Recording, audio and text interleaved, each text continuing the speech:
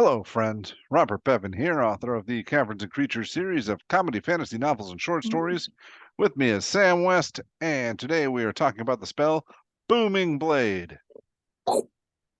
Boom. Boom. Got him. Roasted. It's an evocation character. You good? I'm great. Oh, yeah. This is an evocation cantrip straight out of Conscious Cauldron of Everything. It's got a round cast time of an action, range self, 5-foot radius, components somatic and material, so you can cast this underwater. It requires you have a melee weapon at least worth a silver piece, which is a weird arbitrary requirement, but I think almost everything qualifies for that. I think. Except like a stick, maybe a Does quarterstaff. as long as daggers qualify, everything's fine. I'm pretty sure daggers qualify. Daggers qualify, but I think a quarterstaff is free, so. Is it really? Well, maybe it was in like 3rd edition or 2nd. Because it was just a glorified stick. Yeah. I love that. Thank you, 3rd edition and 2nd edition, all those old games. So maybe even a shillelagh. Yeah, sure. In any case, it's basically any melee weapon. At the duration of a round, you brandish your weapon used in the spell's casting and make a melee attack with it against a creature within 5 feet of you. On hit, it suffers the weapon's attack's normal effects and then becomes sheathed in booming energy on the start of your next turn. If the target willingly moves 5 feet or more before then, it takes a bonus 1d8 thunder damage and the spell ends. And that 1d8 thunder damage increases at 5th, 11th, and 17th level to 2d8, 3d8, and 4d8, respectively. So as you progress through the game, regardless of your class, those numbers will keep going up. Booming Blade is on the Artificer, Sorcerer, Warlock, and Wizard spell list.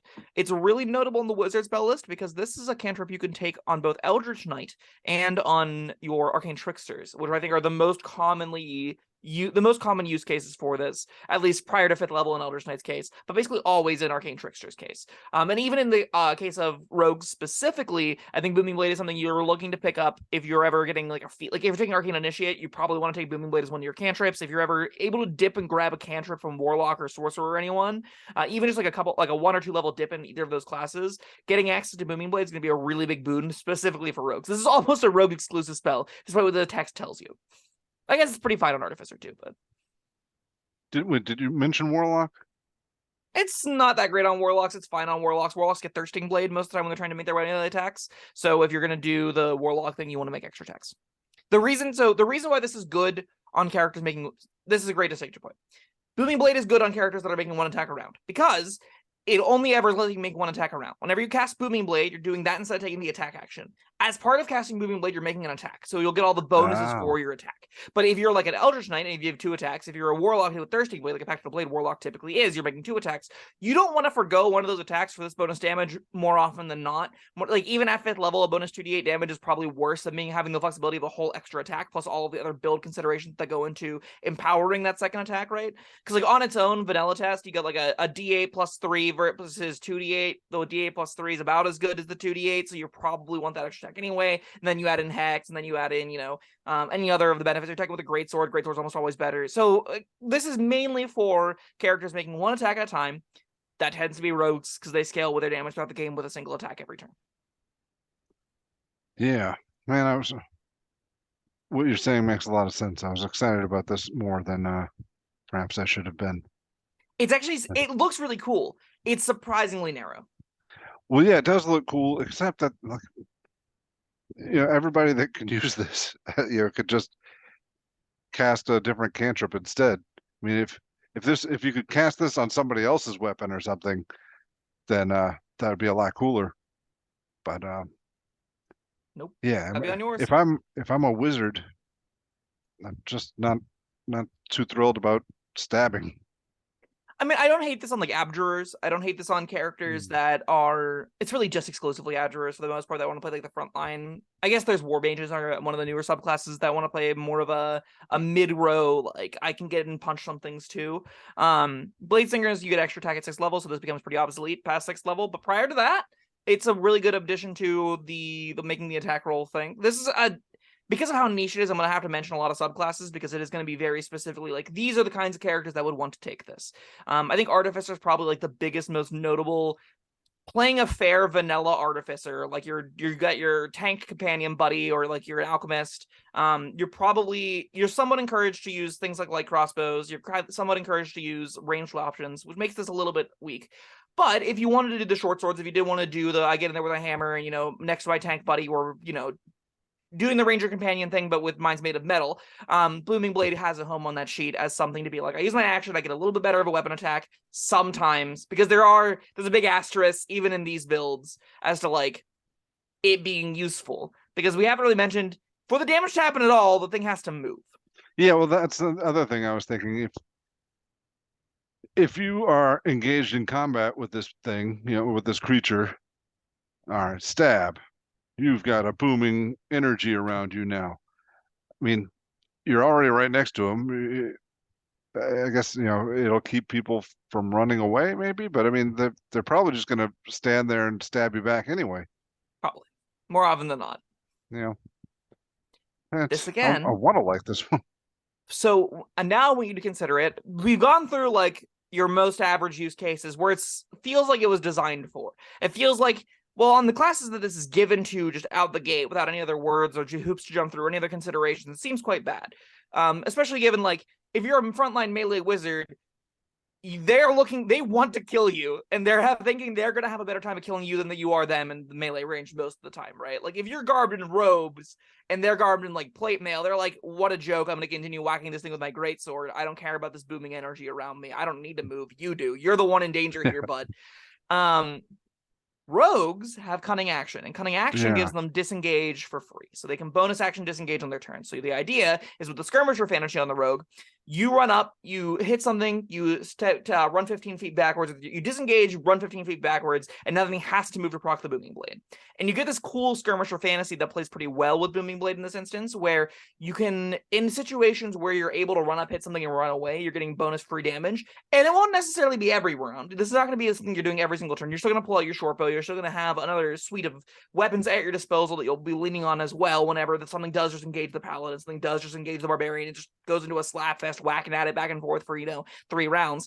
But in the case that you're in a more dynamic open environment, in the case where you're fighting against a wider variety of creatures, something gets on top of you, you being able to go great, booming blade, hit it, disengage, bonus action, move, then you're going to be in a situation where they're more likely to take the bonus 2d8 damage on top of hopefully also taking your sneak attack damage from either having you hit in the round before or having someone next to the creature to set up the attack or any other number of ways to gain advantage on these things. That's why, again, on Arcane Trickster, using Mage Hand Letterman to get your advantage and things like that, you can set yourself up to get booming bladed set up. You can even, like, if you are specifically an Arcane Trickster, you can get Find Familiar and use your familiar to give you advantage by having a threatening ally within 5 feet of the creature, get your damage. It comes with you by just moving on your person, and as you take the disengage action, then the creature has to, you can't take a reaction dislike, but you're familiar, which is a sad time. But then you can have this little play pattern set up to get yourself advantage, keep things moving, keep booming blade thriving. Familiars can't attack, right? No, but they are threatening, and they can. This is a very deep rabbit hole to go down. Conceivably, all the requirements are for your sneak attack it is threatening. It doesn't have to be able to attack, it has to be threatening. And familiars can do things that are threatening. That's a great question, and that's why this is a very deep rabbit hole that we probably don't want to go down in this video.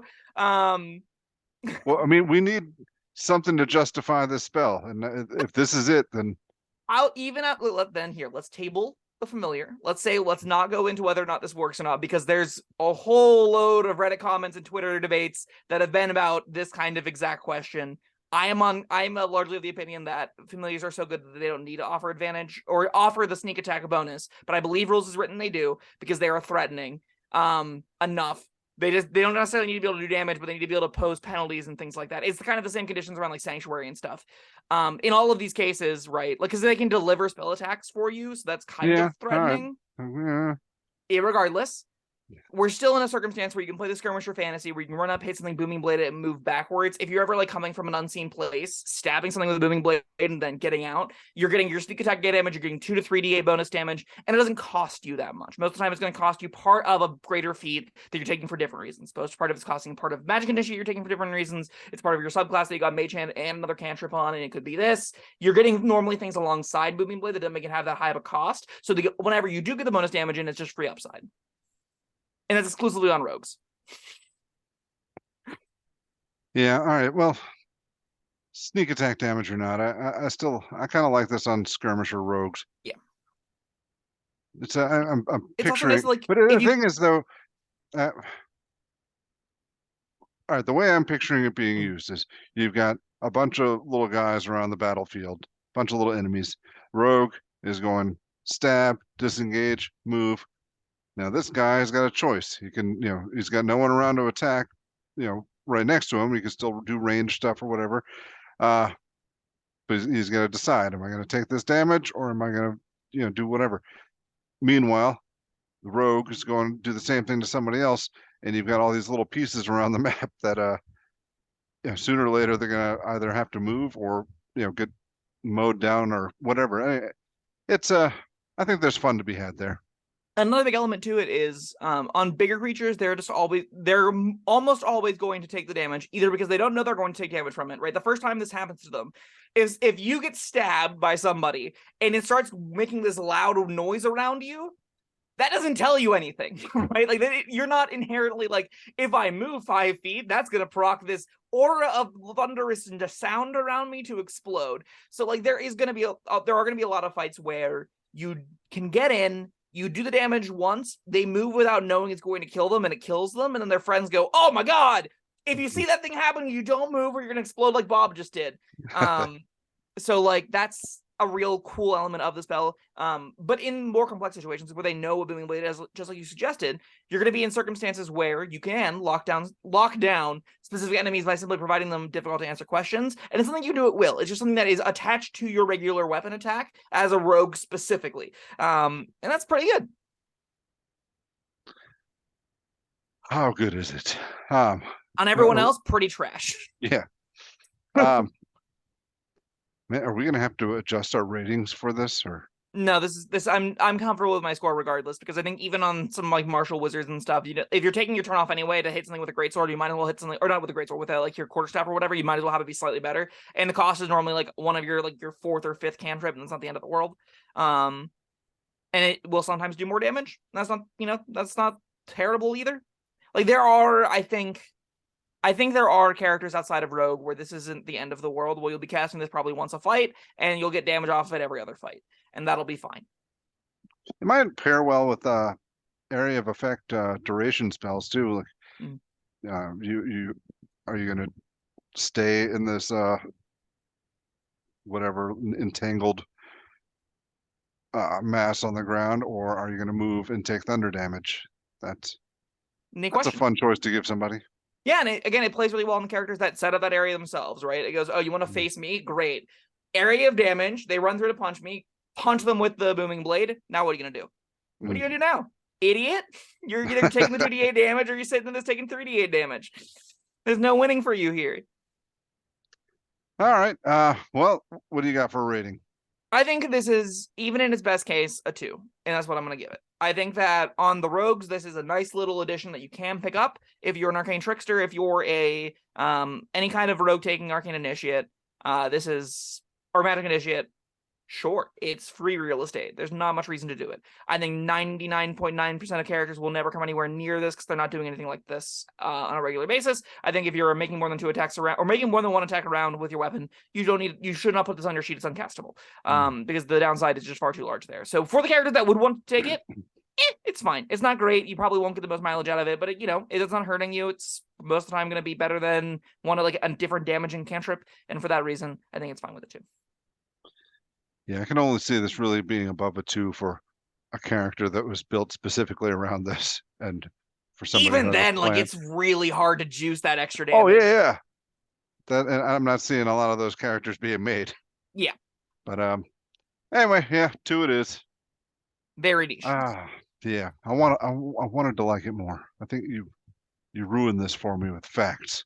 By making it, this is a rare instance where we came in with a spell that you wanted to hate more than you did.